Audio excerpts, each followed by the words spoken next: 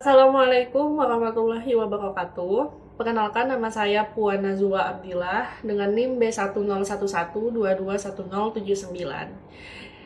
Jadi di video ini saya sedang mengerjakan ujian lisan untuk sebagai nilai ujian akhir semester saya di mata kuliah Ekonomi Pembangunan Pertanian kelas sore.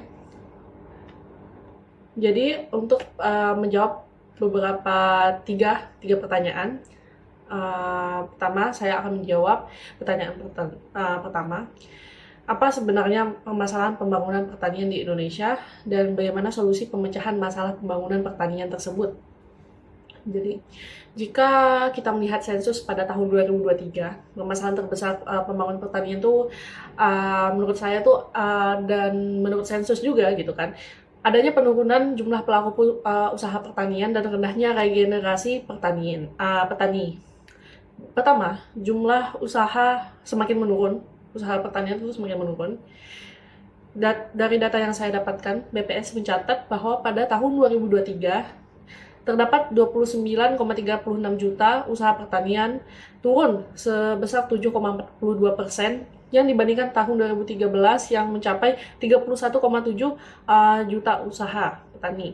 Kedua, sebagian besar tuh petani kita tuh sudah tua-tua gitu. Dari data BPS juga menunjukkan bahwa umur dominan adalah generasi X sebanyak 42,39%, yang dimana sedangkan petani milenial baru itu sebesar hanya 25,61%.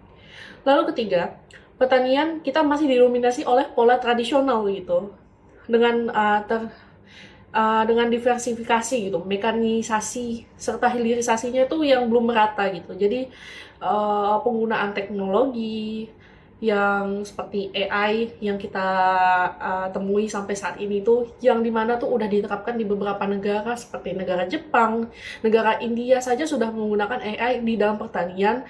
Namun di Indonesia masih belum mengadopsi teknologi tersebut gitu untuk memudahkan dan mengefisiensikan para petani gitu untuk bekerja. Namun ada pun beberapa faktor tersebut gitu kan, karena dari segi sumber daya manusianya mungkin dimana para petani-petani masih kurang bisa mengerti gitu untuk menggunakan alat-alat tersebut, jadi masih mengadopsi pola tradisional hingga sekarang gitu. Dari data ST 2023 menunjukkan bahwa 99% usaha pertanian itu masih berbentuk usaha perorangan skala yang kecil gitu. Jadi begitulah gitu. Lalu yang keempat, tantangan akses modal, pupuk, teknologi, dan pasar masih menjadi hambatan banyak petani. Dan solusi yang kita bisa ambil gitu kan untuk permasalahan yang tadi saya sebut gitu, bahwa generasi petani itu melalui petani milenial dengan akses lahan, insentif modal, pelatihan, dan pendidikan agribisnis gitu. Untuk para petani-petani yang di sana mungkin keterbatasan untuk melakukan sekolah gitu, ataupun lulusan-lulusan S1 tuh yang memang masih sarjana yang masih banyak gitu, yang tidak mau menjadi petani dan menggunakan ilmu mereka selama perkuliahan untuk menjadi petani tersebut. Lalu modernisasi pertanian seperti digital farming, mechanization, green technology, smart irrigation, dan lain-lain. Lalu perbaikan infrastruktur pertanian termasuk irigasi, jalan produksi, fasilitas pasca panen, lalu penguatan akses pembiayaan seperti KUR pertanian, skema pembiayaan startup pertanian, dan kemitraan dengan swasta. Lalu pertanyaan kedua, kondisi pembangunan pertanian di Indonesia dan Kalimantan Barat serta penilaian kebijakan gimana sih gitu, apakah sudah tepat gitu. Nah, menurut data BPS yang saya dapatkan bahwa kontribusi di pertanian terhadap PDB di Indonesia tuh pada tahun triwulan 3 2025 mencapai itu sebesar 14,35%. Jadi selain itu, pertumbuhan sektor pertanian pada triwulan 2 2025 dikategorikan signifikan dan menjadi penopang utama di perekonomian nasional kita. Jadi, namun penurunan jumlah petani dan usaha pertanian di data yang tadi saya sebutkan ST 2023 menunjukkan bahwa secara mikro kondisi petani itu belum sekuat indikator makro. Dan kalau untuk di Kalimantan Barat, kalau terdata di sini bahwa BPS yang saya temukan, jumlah petani di Kalbar tuh mencapai 2023 itu mencapai 706.899 orang.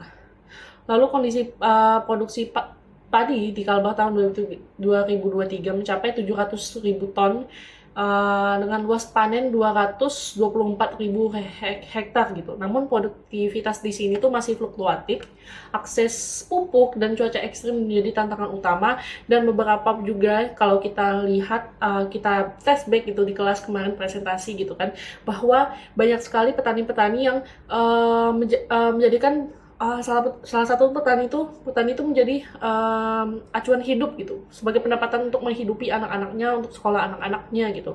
Jadi masih belum bisa tuh gitu kan, untuk kayak seperti mungkin hasil dari pertanian tersebut tuh menjadi sumber untuk membeli barang-barang tersier gitu, tersier mereka. Dan menurut apakah kebijakan pemerintah itu sudah tepat dalam skala nasional?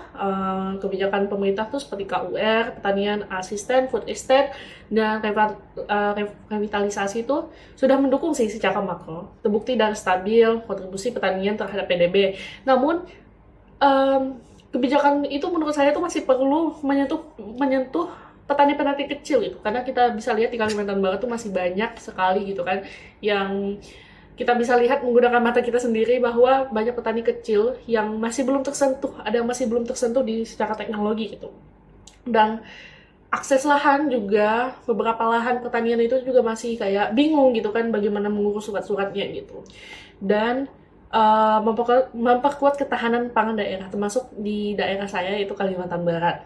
Nah, kebijakan yang sebaiknya dilakukan itu seperti inisiatif khusus untuk petani muda atau startup agritech, bantuan alat pertanian, perluasan irigasi, dan sistem data pertanian yang terintegrasi pastinya gitu, agar tanahnya itu jelas, agar hasilnya juga itu jelas gitu, mau ditaruh kemana hasil pertanian tersebut gitu. Nah, tanggapan saya terkait petani milenial yang untuk jawaban nomor 3, menurut saya petani milenial itu merupakan salah satu kunci gitu, kunci transformasi petani di Indonesia. Karena dari data yang tadi saya cari gitu kan, bahwa kita masih kekurangan petani milenial gitu. Walaupun ada gitu kan, itu sudah menjadi tanda untuk sebuah petani milenial itu sudah berjalan, tapi jumlahnya itu masih belum ideal gitu, karena lebih banyak petani generasi X gitu kalau bisa dilihat dari data-datanya gitu. Nah, kan menurut saya penting karena mereka cepat memahami teknologi termasuk IT, drone, dan digital marketing. Apalagi udah ada AI, saya yakin umur-umur saya, apalagi teman-teman yang di atas gitu, paham gitu dari cara penggunaan teknologi, dan cenderung juga mempunyai pola pikir yang kritis gitu untuk berbisnis atau agripreneur gitu dan lain-lain, dan bisa meningkatkan daya tarik sektor pertanian bagi generasi muda juga, dan berpotensi gitu memperkuat ketahanan pangan nasional melalui inovasi. Namun untuk memaksimalkan tersebut kita juga perlu gitu dukungan dari stakeholder seperti pemerintah, akses lahan, skema kredit keuangan gitu, karena kita punya anak muda di sini yang pintar-pintar, namun keterbatasan dana, keterbatasan untuk bersuara gitu, dan lain-lain. Mungkin hanya itu yang bisa saya sampaikan dari jawaban saya. Dan saya harap Indonesia lebih banyak mengadopsi teknologi dan melihat lagi, turun lagi gitu untuk melihat petani-petani kecil. Mungkin itu jawaban dari saya. Demikian. Semoga jawaban ini dapat memberikan gambaran yang holistik, komprehensif gitu, dan akademik. Terima kasih. Wassalamualaikum warahmatullahi wabarakatuh.